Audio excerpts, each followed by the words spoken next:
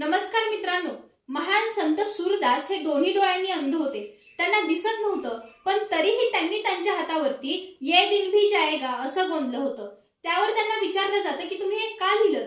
त्यावर ते सांगतात, जेव्हा माझ्या आयुष्यामध्ये दुःख असतं ना, त्यावेळी मी हे लक्षात घेतो की ये दिन भी जाएगा, आणि ज्यावेळी माझ्या आयुष्यामध्ये सुख असतं ना, त्यावेळी सुद्धा मी हेच लक्षात घेतो की ये दिन भी जाएगा.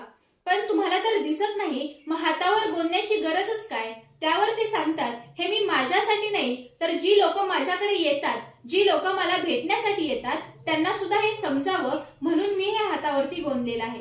मित्रांनो नमस्कार, मी जगताप संपदा संतोष विषय घेऊन आले आहे. अर्थातच हेही दिवस निघून जातील. मित्रांनो, मुळात आपण ज्यावेळी आईच्या गर्भात असतो ना, त्यावेळी त्या गर्भात असताना मोठ्या प्रमाणावरती अंधार दाटलेला असतो, भयान शांतता असते. परंतु या अंधारामध्ये आणि शांततेमध्ये श्वास घेण्यासाठी आपण मृत्यूशी झुंज देत असतो. एकूणच काय तर आपल्या जन्मापासूनच नियतीनं आपल्या कपाळावरती संकट कोरून ठेवलेली असतात आणि आपल्या जीवन जगण्याच्या मार्गावरती संकट गाडून ठेवलेली असतात. पण जी लोक या संकटांशी झुंज देतात, आव्हानांवर मात करतात, तीच लोक खऱ्या अर्थानं नियतीनं राखून ठेवलेली यशाची गोड फळं चाखत असतात. एकदा होतं असं, अर्जुन भगवान श्रीकृष्णांना विचारतात, हे देवा, मला असं काही सांगा ज्यानं माझं मन स्थिर राहील. मी दुःखात असतानाही मला फार वाईट वाटणार नाही आणि मी सुखात असतानाही मी फार हुरळून जाणार नाही. त्यावर भगवान श्रीकृष्ण सांगतात, हे अर्जुना, एकच गोष्ट लक्षात ठेव, हेही दिवस निघून जातील. मित्रांनो, या विषयाला सुरुवात करण्याअगोदर आयुष्याचा अर्थ समजून घेणं मला फार महत्वाचं वाटतं. सुख आणि दुःख हा ऊन सावलीचा खेळ आहे आणि मित्रा, यालाच तर आयुष्य हे नाव आहे. म्हणजेच काय, आज जर आपण सुखात असलो तर उद्या कदाचित आपल्याला दुःखही मिळेल. म्हणूनच आयुष्याच्या वाटेवर येणाऱ्या प्रत्येक अडचणीवर मात करत आपल्याला यशाचा किनारा गाठायचा आहे. मित्रांनो, यशवंत गोसावी त्यांच्या यशोगाथा पुस्तकामध्ये लिहितात, आम्ही सर्वसामान्य आहोत असं म्हणत जगणं हा स्वतःवर टाकलेला अविश्वास असतो. कारण आतापर्यंत सर्वसामान्य कुटुंबात जन्माला आलेली कित्येक लोक हेही दिवस निघून जातील असं म्हणत त्यांनी आपलं नाव इतिहासामध्ये कोरलं आहे. उदाहरणार्थ, भारतावर आक्रमण करणारा तैमूर लीग हा एक गुराखी होता. दिल्लीच्या गादीवर सुलतान म्हणून बसलेला कुतुबुद्दीन ऐबक हा 30 रुपयात घेतलेला गुलाम होता. डॉक्टर एपीजे अब्दुल कलाम हे एका मच्छीमाराच्या पोटी जन्माला आले होते. ज्या देशामध्ये ओबामांना राहण्यासाठी हक्कच नव्हता, तेच ओबामा एक दिवस अमेरिकेचे राष्ट्राध्यक्ष होतात. गावकुसाबाहेरचे जीवन जगणाऱ्या एका पोरानं जगातील सगळ्यात जास्त लोकशाही असलेल्या देशाची राज्यघटना लिहिली. मित्रांनो, या सगळ्या घटनांमधून आपल्याला समजतं की कोणतेच दिवस हे चिरकाल टिकणारे नसतात.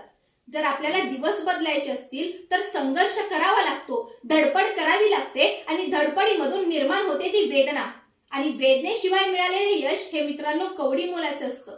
म्हणूनच जर पोहायचे असेल तर सागरामध्ये उडी मारलीच पाहिजे. किनाऱ्यावर उभे राहून आपण पोहू शकत नाही.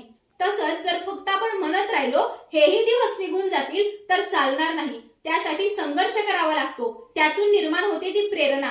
आणि जर आपण आपली चूक शोधली नाही तर आपल्या लक्षात येणार नाही नेमकी सुधारणा कुठं करायची. त्यामुळे आपल्या आयुष्यात जगत असताना चूक शोधणं हे सुद्धा फार महत्वाचं असतं. मित्रांनो, आपण जर फक्त म्हणत राहिलो हेही दिवस निघून जातील तर चालणार नाही. त्यासाठी हवा आत्मविश्वास, जिद्द, चिकाटी, मेहनत घेण्याची तयारी आणि आत्मविश्वासाला जोड हवी ती प्रयत्नांची.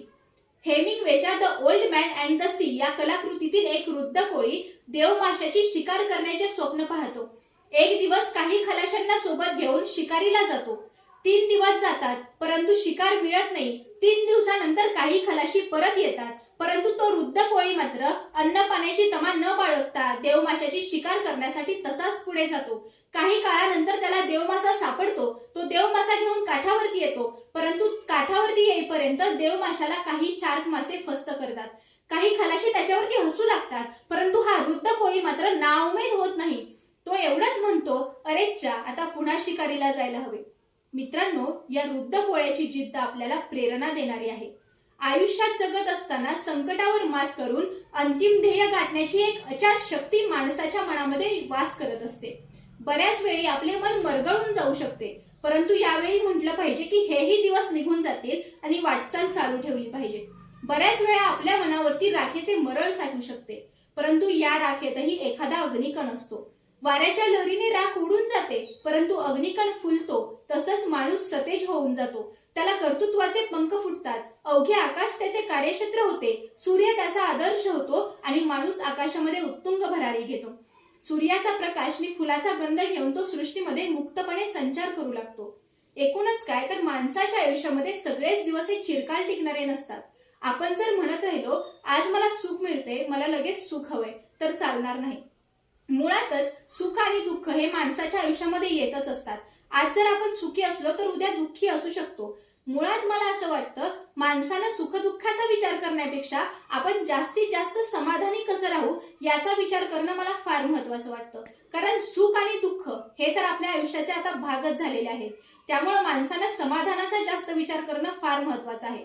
आता जर का आपण पाहिलं तर फक्त भारत देशावरच नव्हे तर संपूर्ण जगामध्ये कोरोना महामारी आलेली आहे.